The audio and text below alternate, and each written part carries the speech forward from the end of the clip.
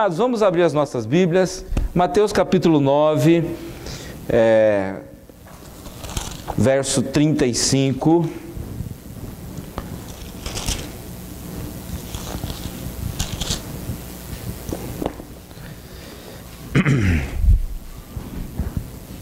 Mateus 9, 35, a palavra do Senhor nos diz o seguinte, página 1039.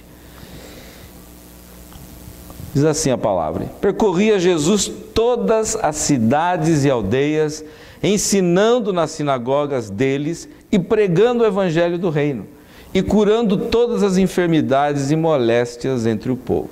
E, vendo as multidões, teve grande compaixão delas, porque andavam cansadas e desgarradas como ovelhas que não têm pastor.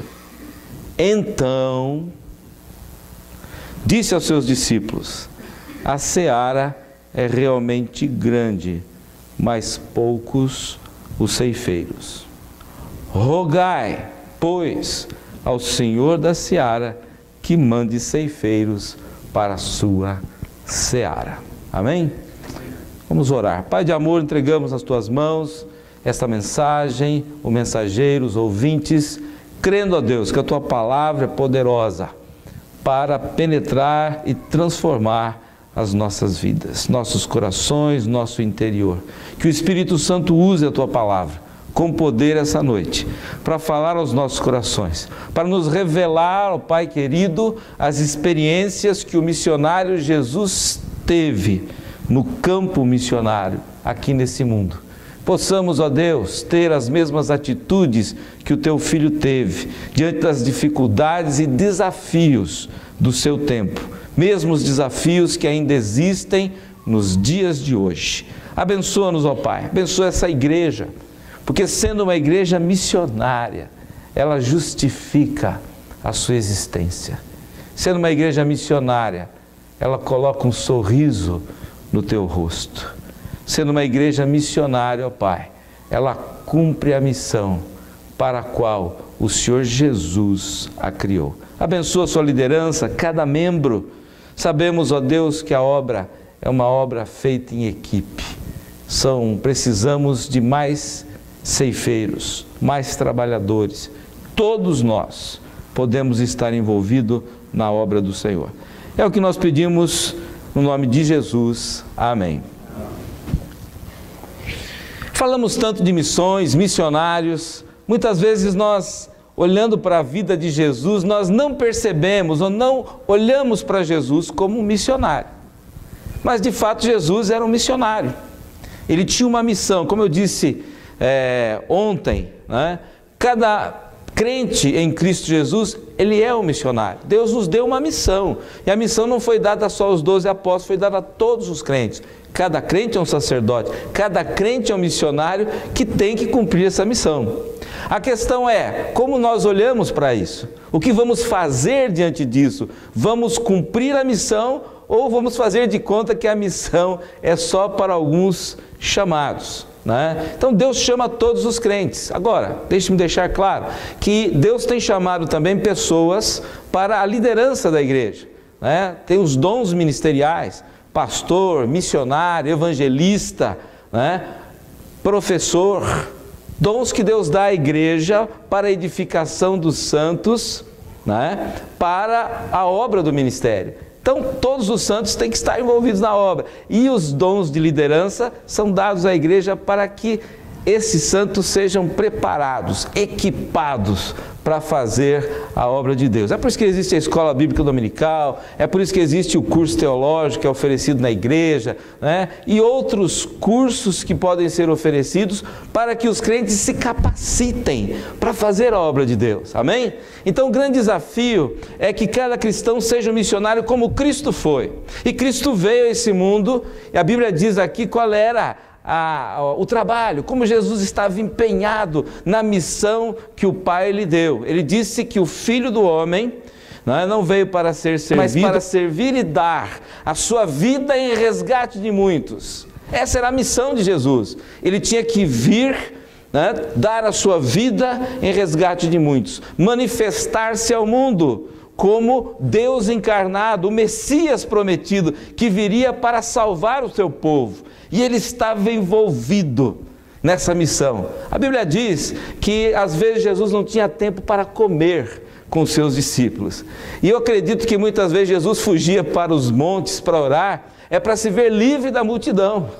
É um lugar solitário, um lugar tranquilo, onde ele podia falar com o Pai. Não tinha nem tempo para orar, privacidade para orar. Às vezes Jesus tomava um barco e ia lá para o meio do mar, porque ali ele podia ter um sossego com os seus discípulos, né? Jesus estava envolvido na obra missionária, na obra que Deus lhe deu. E havia alguns sentimentos que vinham em Jesus, e ele tomou algumas atitudes em relação ao que ele viu no campo missionário. Então a primeira atitude de Jesus, uma atitude de compaixão. Aqui nos diz o texto que ele estava envolvido na obra e vendo as multidões. Jesus olhou para as multidões com os olhos de Deus.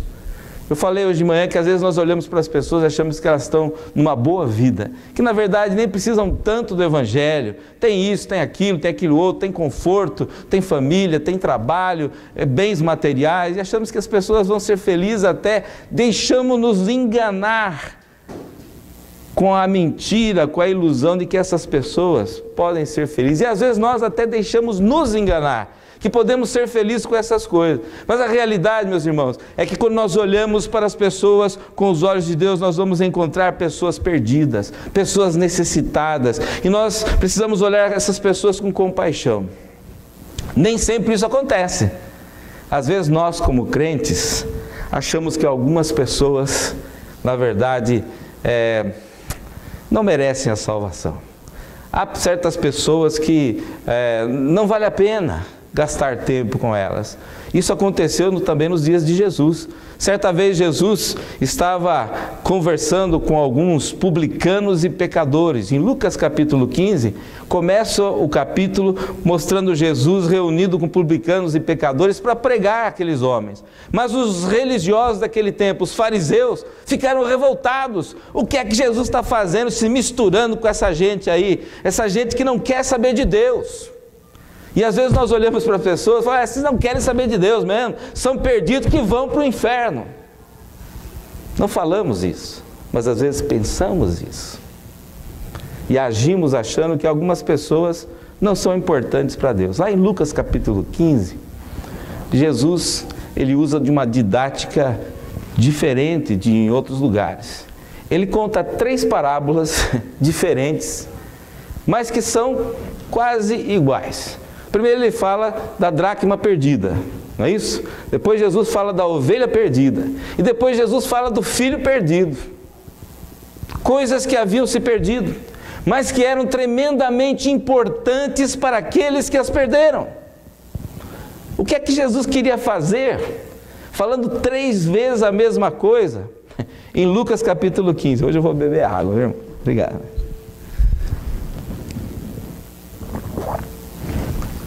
Por que é que Jesus repete 3 vezes a mesma coisa? Mas Jesus, são 3 parábolas iguais. Jesus queria mostrar que os perdidos são importantes para Deus. Aquela única moeda que foi perdida, ela era tão importante quanto as 9 que estavam ainda em poder daquela mulher. A Bíblia diz que ela varreu a casa, acendeu a luz, arrastou os móveis e procurou até que encontrou. E quando ela encontrou, ela fez uma festa, chamou as amigas e falou, achei a dracma perdida, 10% de toda a sua possessão foi encontrada de novo. O pastor tinha 100 ovelhas e ele perdeu uma só. É um centésimo, talvez fale, pô, não vale a pena ir atrás, eu tenho 99, estou perdendo só um centésimo. Mas aquele homem saiu. Alguns textos dizem que ele largou as 99 no deserto. E ele foi atrás da ovelha perdida, porque aquela ovelha era importante. Amados, Jesus olhou para as multidões com compaixão. Jesus amou cada alma, cada pessoa. Ele viu que as pessoas estavam desgarradas como ovelhas, andavam cansadas, estavam perdidas e precisavam ser salvas. Isso comoveu o coração do Senhor Jesus. Aqui diz que ele teve compaixão. Em alguns textos, o irmão citou o texto, né? Que Jesus olhou para Jerusalém e a Bíblia diz que Jesus chorou. E ele fez um lamento: Jerusalém, Jerusalém, né? Que apedreja os profetas, que rejeita a palavra de Deus. Quantas vezes eu quis te ajuntar como a galinha junta os seus filhotes debaixo das asas, e tu não quiseste. Mas Jesus chorou quando ele viu as multidões perdidas, meus amados. E nós perdemos muitas vezes essa visão espiritual, não achamos que aquelas pessoas que estão ao nosso redor são importantes para Deus. Nós começamos a achar que Deus salvará aqueles que têm que ser salvos e ponto final. De alguma maneira Deus vai salvar a todos. E nos esquecemos que nós somos os agentes que Deus vai usar para a salvação das pessoas. Que a palavra tem que ser pregada e que a pregação, a melhor pregação que existe é a nossa vida. A nossa vida faz a diferença. Temos que não só pregar o Evangelho, mas ser o Evangelho vivido, manifesto na nossa vida. E quando isso acontecer, as pessoas começarão a olhar para nós e crer em Jesus. Mas temos que ter essa visão. O egoísmo nos cega de um modo que nós não podemos ver as multidões perdidas. Nós não choramos pelas almas perdidas. Nós não sentimos um peso sobre outras pessoas. Jesus sentiu. E isso começou a mexer com ele.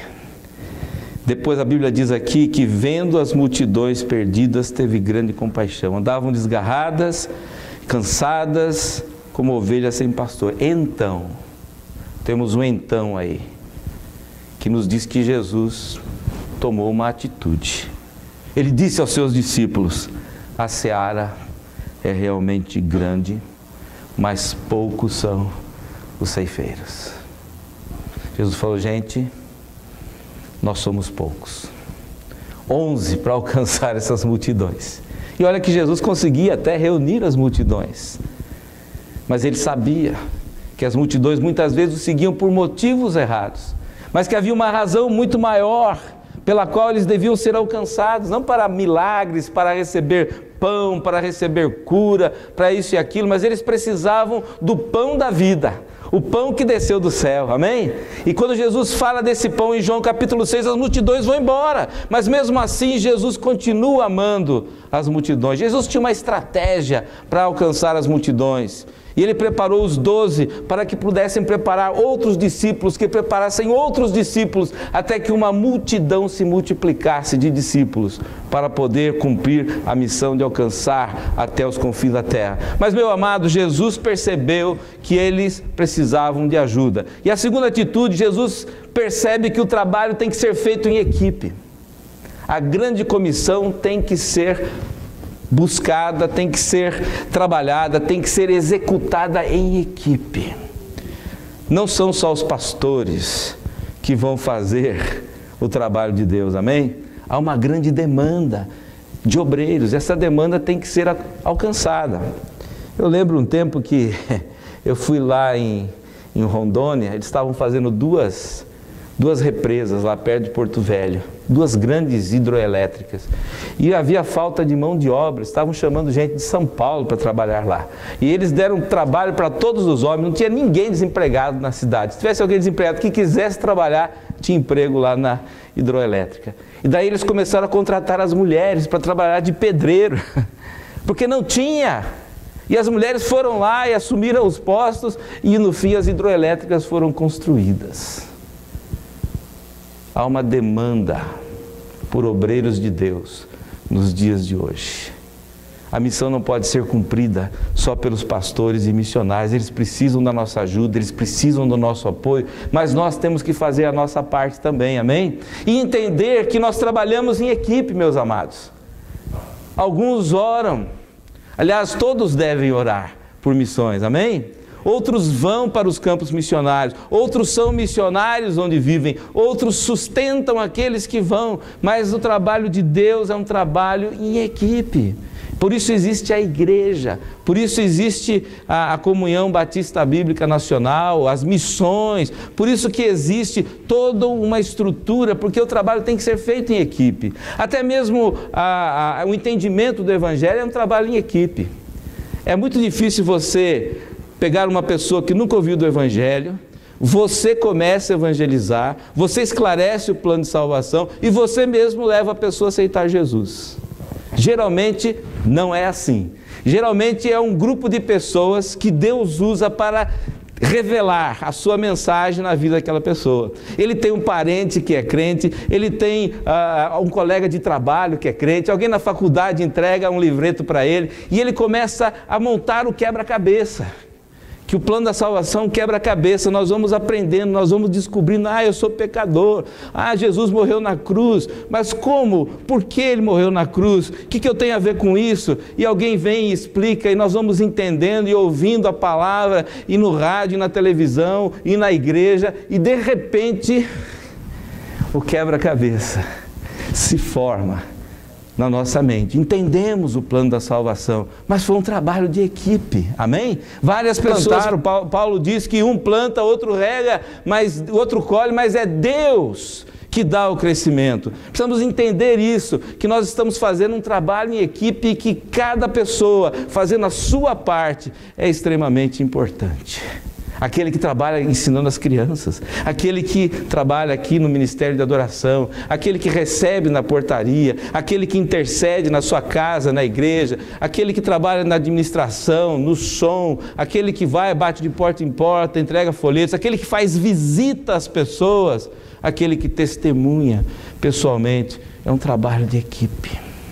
Você faz parte dessa equipe. Jesus orou por você.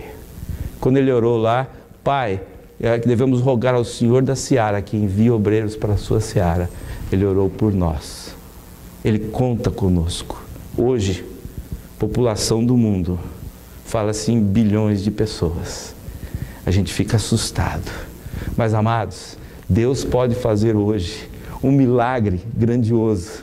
Sabe que hoje existem no mundo mais pessoas que já viveram em toda a história da humanidade? Sabia disso? Isso significa que Deus ainda pode fazer um grande milagre. Que milagre é esse? Um avivamento, onde milhões serão salvos, bilhões poderão ser alcançados, e haverá mais gente no céu do que no inferno, amém? Isso pode ser uma realidade, se nós nos despertarmos, se a igreja do século 21 entender aquilo que Jesus entendeu nos seus dias, que tiver compaixão dos perdidos, que a igreja se levantar e dizer, olha, nós precisamos nos unir, nós precisamos cada um fazer a sua parte, e Deus, o mesmo Deus do século I, é o Deus do século 21º, amém? Deus pode fazer esse milagre, por que não? Nós temos muito mais recursos que tinham os crentes primitivos. Você crê nisso? Deus pode usar a sua vida. Cada um de nós tem que crer. A obra missionária é uma obra de fé. Pense nisso. Nós estamos aí, bilhões de pessoas que não conhecem Jesus, mas nós podemos fazer a nossa parte. Cada um fazendo a sua parte, nós podemos realizar. Jesus acreditou em nós. Ele orou por nós. E a responsabilidade é nossa, fazer a nossa parte na seara do Senhor. O trabalho não é sozinho. Terceira coisa que Jesus percebeu é que não havia obreiros. Então Jesus falou, olha, a solução para esse problema é a seguinte. Ele não disse, vamos começar um seminário. Não falou isso. Vamos fazer propaganda no jornal de Jerusalém, ver se a gente consegue recrutar trabalhadores. Jesus disse não, a solução é rogar, pedir, orar para o Senhor da seara mandar obreiros para a sua seara. Constatação de Jesus é que sem oração a obra missionária não pode acontecer. Amados, a obra missionária, ela é fundamentada na oração. Enquanto uma igreja não entender esse papel que ela tem de intercessora, de orar, de interceder, de rogar pelas almas, pelos povos perdidos, pelos italianos, pelos sicilianos, pelos romenos e por todos os povos da terra, a igreja não fará muita coisa. A igreja pode fazer muita coisa por missões, mas ela não fará nada sem primeiro aprender a orar. Jesus fez isso. Ele tinha que orar. Ele disse para os seus discípulos: assim como o Pai me enviou, eu vos envio. Mas Jesus orou. E ele sabia que a oração era imprescindível. Alguns missionários tiveram essa experiência. Hudson Taylor foi para a China, e lá na China ele viu as multidões perdidas. A Bíblia diz que ele começou a orar e pedir que Deus mandasse missionários para a China. E sabe qual foi o resultado? Mais de 1000 missionários foram para a China naquele tempo, por causa do testemunho de Hudson Taylor. Você não conhece a história? Compre o livro, O Segredo Espiritual de Hudson Taylor, e você vai descobrir o que aquele homem fazia. Todos os dias, antes que o sol nascesse na China, ele já estava orando. E Deus fez um grande milagre. 2 outros missionários norte-americanos solteiros chegaram no Brasil 50 anos atrás, 60 anos atrás, e foram trabalhar no meio dos índios, Ari e Haroldo. Ari Bolbeck e Haroldo Heimer. Foram lá trabalhar nos índios, queriam evangelizar os indígenas, e estavam fazendo um trabalho até interessante, mas um dia aqueles 2 homens solteiros, sentados na aldeia, diante de um fogo, estavam conversando. Ele disse: Ari, a coisa está difícil. Nós estamos sozinhos aqui, não temos esposa, não temos família, no meio desses índios. O que nós vamos fazer? E eles começaram a orar. Deus mostrou para ele, falou: olha, aqui no Brasil existem milhões de jovens que podem ser ganhos para Jesus, para vir aqui nos ajudar a fazer esse trabalho. Vieram para São Paulo, começaram a Palavra da Vida em São Paulo, através do acampamento, seminário, milhares de obreiros foram treinados. Alguns estão na MEVA, outros estão na Novas Tribos, outros estão em outras partes de todo o Brasil e fora do Brasil, pregando, porque eles oraram aquela noite. Eles entenderam que Deus tinha algo maior para fazer. Amados, precisamos começar a orar pelos missionários, pegar as fotografias dos missionários, montar um quadro em nossa casa, levar os nossos filhos a orar pelos missionários, e nós vamos ver uma revolução acontecendo. Quando realmente oramos por alguma coisa, nós realmente estamos interessados. Quando não temos interesse em alguma coisa, nós esquecemos. Isso não faz parte das nossas orações.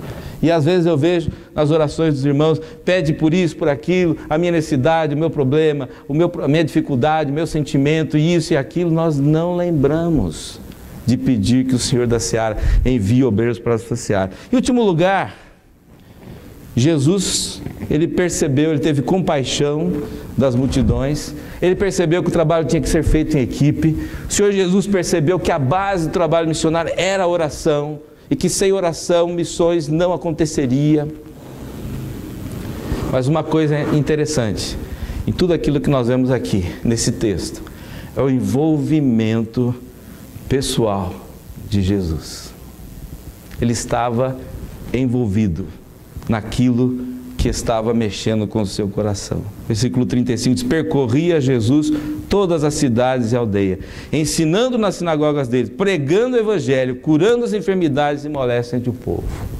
Jesus estava lá, ensinando, pregando, curando, porque ele tinha compaixão. Nós precisamos ter essa atitude também, o envolvimento pessoal. Caso contrário, irmãos, missões vai ser apenas uma coisa bonita, mas que não funciona. Um discurso bonito, um discurso belo, mas que na realidade não funciona. E funciona quando nós acreditamos que Deus fará, Ele faz.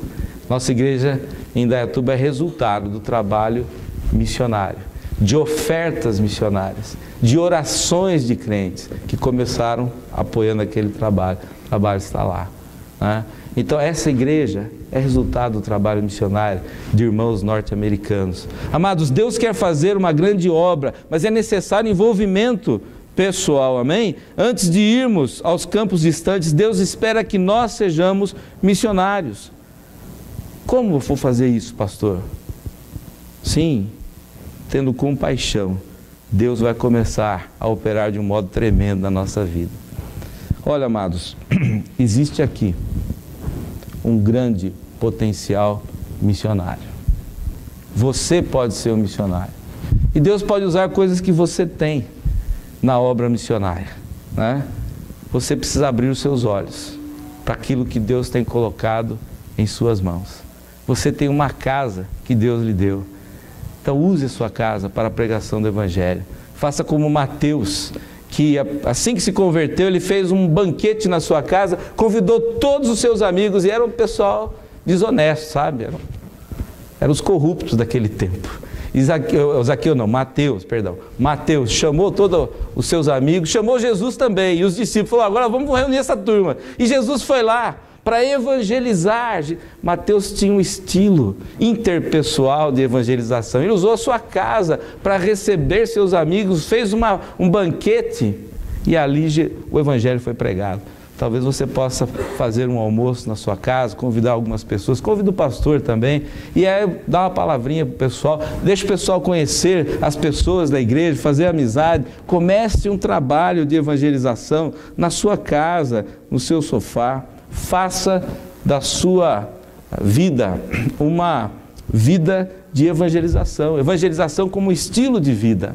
Evangelização, amado, não é o que acontece só quando você vem à igreja e sai com um grupo para ir numa congregação, para distribuir folheto, ou para fazer isso, aquilo. Evangelização é um estilo de vida. Então precisamos nos envolver pessoalmente com essa obra. Deus começa a usar coisas que nós nem imaginamos quando nós nos propomos a nos envolver pessoalmente na obra de evangelização. Eu quero dizer o seguinte, que um dos envolvimentos pessoais mais importantes, além de nós orarmos, além de sentirmos compaixão pelas pessoas, nos envolvermos pessoalmente, entendendo que somos missionários, é também sustentar a obra missionária através das nossas ofertas. Isso não é novidade, não é coisa criada no século XXI. A igreja primitiva fazia isso. O apóstolo Paulo, quando escreve aos Filipenses, ele fala assim aos Filipenses: olha, quando eu parti para a Macedônia, vocês foram a primeira igreja que participou do meu ministério. Eles tinham enviado ofertas missionárias para o apóstolo Paulo. Também as igrejas da Macedônia aprenderam e enviaram também ofertas missionárias. A Bíblia diz lá, em 2 Coríntios, 1 Coríntios capítulo 16, só dá uma pincelada, para os irmãos verem que não é coisa que a igreja moderna enviou, mas que as igrejas do Novo Testamento faziam isso. 1 Coríntios capítulo 16, verso 1 e 2. Aqui, na verdade, eles estão levantando uma coleta para os santos, pessoas que estavam em necessidade. Mas há alguns critérios que eles usavam para isso. Veja, ele diz assim: ora, quanto à coleta que se faz para os santos, fazei vós também o mesmo que ordenei às igrejas da Galácia. Então, primeira coisa, havia alguns princípios para levantar ofertas que Paulo ensinava para todas as igrejas. Não era só para a igreja de Corinto, não. Eram princípios para a igreja do Novo Testamento alcançar alguns dos seus objetivos. Diz aí, no primeiro dia da semana, então era uma oferta periódica, cada um de vós, era uma oferta pessoal, que cada pessoa tinha essa responsabilidade, ponha de parte o que puder ajuntar. Então era uma oferta também que era específica, né, e que devia ser guardada para aquele fim específico, conforme a prosperidade. Interessante, o mesmo sistema que é usado para a contribuição do dízimo, devia ser usado para a contribuição das ofertas. Quanto mais Deus te abençoar, mais você deve ofertar, segundo a prosperidade. Interessante, aqui não está falando de dízimo aqui não. A Bíblia ensina sobre o dízimo, Jesus fala sobre o dízimo no Novo Testamento, mas ele não está falando sobre dízimo, ele está falando sobre uma oferta específica, como nós fazemos hoje para os missionários. E ele diz, olha, para que não se façam coletas quando eu chegar. Então eles tinham um plano, eles levantavam as ofertas, naquele tempo não tinha banco, não tinha meios de mandar o dinheiro, então eles levantavam, guardavam, toda semana participavam e de repente Paulo mandava uma equipe buscar aquelas ofertas e levar pessoalmente aos destinatários. É a oferta, o plano de promessa de fé, as pessoas levantavam as ofertas, preparavam tudo, no tempo certo essas ofertas eram encaminhadas ao seu destino. É assim que era feita a oferta missionária, oferta para as pessoas necessitadas, e tinha alguns princípios aqui, que Paulo ensinava não só para os coríntios, mas para as igrejas da Galácia. Eram princípios de oferta do Novo Testamento, coisa incrível, e Deus ainda continua fazendo isso. Amados, nós estamos vivendo dias difíceis, né? O Evangelho tem sido comercializado, né? Aí os mercadores da fé, né? Mas não fique aborrecido com isso. As igrejas sérias não podem deixar de dizer, de ensinar que nós podemos e devemos sustentar a obra missionária. Isso não é abuso, como eu preguei ontem, né? Quando Elias pediu para a viúva dar primeiro para ele e depois fazer a comida para o filho dela, ele não estava explorando aquela mulher. Ele sabia o que Deus ia fazer e que Deus ia abençoar tanto a vida dela, que ela ia entender essa lição tão importante, que Deus naquele momento sustentava a família dela para que ela pudesse sustentar a obra de Deus. Amém? Não fique atemorizado, nem use isso como desculpa para não participar. Essa igreja só fala em dinheiro, só fala em dinheiro. Não fala só em dinheiro, não. Às vezes temos que falar. Você sabia que na Bíblia há 1250 versículos que falam sobre dinheiro? Uau! Mas por que Deus fez isso? Sabe por quê? Porque se nós não entendermos o que Deus pensa sobre finanças, nós vamos nos tornar escravos das coisas materiais, da nossa cobiça, das coisas materiais. Jesus diz, não podeis servir a dois senhores.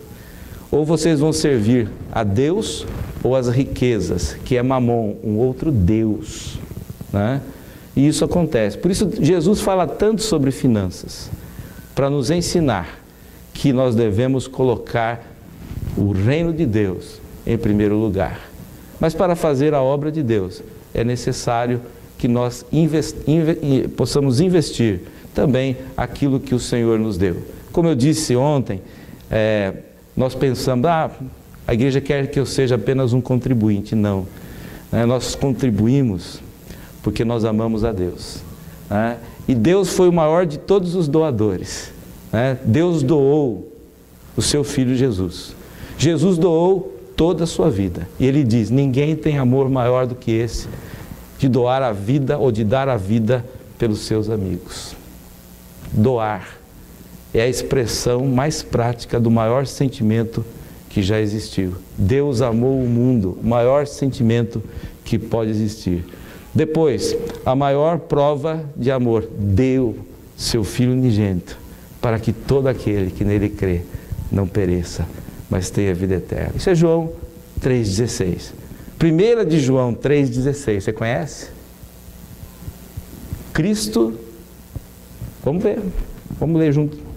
Se vocês não conhecem, é bom guardar 1 João 3,16. Vamos ver lá. Conhecemos o amor nisto, que Ele, Cristo, deu a sua vida por nós e nós devemos dar a nossa vida pelos irmãos. Amém?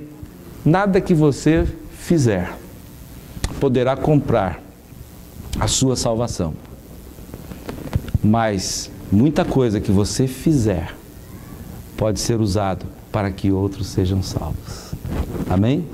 Seu dinheiro não pode comprar a sua salvação, mas ele pode viabilizar a salvação de pessoas do outro lado do mundo, no outro estado, noutra cidade, desde que você esteja pronto a ser um doador. Envolva-se pessoalmente com a obra missionária. Seja um missionário. Sustente a obra missionária. Amados, Deus quer fazer ainda esse grande milagre. A gente fica perguntando, por que é que Jesus não volta? Os crentes estão sofrendo tanto. Sabe por que Jesus não volta? Porque Ele quer salvar os bilhões de pessoas que ainda não conhecem o Evangelho. Amados, vamos orar. Eu acredito que Deus ainda pode, apesar de toda a crise que a igreja vive, Deus ainda pode fazer um avivamento nesse século. E milhões, quiçá bilhões, ainda poderão ouvir o Evangelho de Jesus Cristo. Você crê? Deus pode usá-lo. Vamos orar. Senhor, o desafio é tão grande. Milhões, bilhões de pessoas não te conhecem. Nós não podemos alcançar todos, mas o Senhor pode nos usar para alcançar alguns, muitos dessas pessoas. Pedimos ao Pai que o mesmo sentimento que houve no missionário Jesus se torne real em nossas vidas. Compaixão, trabalho em equipe, envolvimento pessoal, oração intercessória. Pai querido, que nós não fiquemos à margem daquilo que o Senhor pretende realizar em nossas vidas, o Teu plano, o Teu projeto. Que hoje o Senhor levante aqui homens e mulheres comprometidos com a obra missionária. Que o Senhor nos dê a alegria de participar pela fé da Tua obra. Às vezes olhamos para a nossa vida e pensamos, puxa, tenho dificuldades para dar. Mas que o Senhor possa nos encher de fé. Que o Senhor possa nos ensinar a caminhar uma segunda milha pela fé e participar de alguma maneira da Tua obra, orando, ofertando, evangelizando. Pai querido, pedimos que essa obra seja feita nessa igreja. Talvez você, meu amado, minha irmã, foi tocado hoje por essa palavra, gostaria de ser lembrado em oração. Talvez você queira dizer para o Senhor, Senhor, pode contar comigo. Eu quero me envolver pessoalmente na obra missionária, orando, fazendo a obra missionária no meu campo, onde eu vivo, e também ofertando fielmente para o sustento dos missionários. Eu quero um compromisso contigo, eu quero que o Senhor me use, eu quero me envolver. Deus falou no seu coração, meu amado, minha amada, queria orar por você essa noite. Deus tem falado onde você está, gostaria de que você se manifestasse. E nós vamos finalizar o trabalho dessa noite. Levante sua mão, pastor, ore por mim. Amém. Graças a Deus. Amém. Graças a Deus. Vamos orar. Senhor nosso Deus e Pai Celestial, nós te agradecemos, Senhor, porque o Senhor é fiel. O Senhor usa pessoas simples, muitas vezes usa pouca gente para fazer grande coisa. Mas nós te pedimos, ó Deus, que esses que levantaram suas mãos e outros que estão aqui ouvindo, possam ter essa visão que teu Filho amado teve das multidões perdidas e possa despertar em nós as mesmas atitudes que haviam no teu Filho: compaixão, intercessão, trabalho em equipe, envolvimento pessoal. Que através disso, meu Deus, o Senhor possa levantar nessa igreja uma igreja poderosa na obra missionária. Que os irmãos possam experimentar a alegria de ganhar almas pessoalmente. Que os irmãos possam experimentar a alegria de sustentar missionários que estão ganhando almas, que estão levando até os confins da terra a tua obra. Abençoa o pastor Marcos, o pastor Alexandre, os irmãos que estão na liderança dessa igreja, meu Deus. Cada cristão, cada crente que é tão importante no teu reino, fazendo o teu trabalho. Que o Senhor levante aqui uma igreja verdadeiramente missionária. É o que nós pedimos, confiados no nome de Jesus. Amém.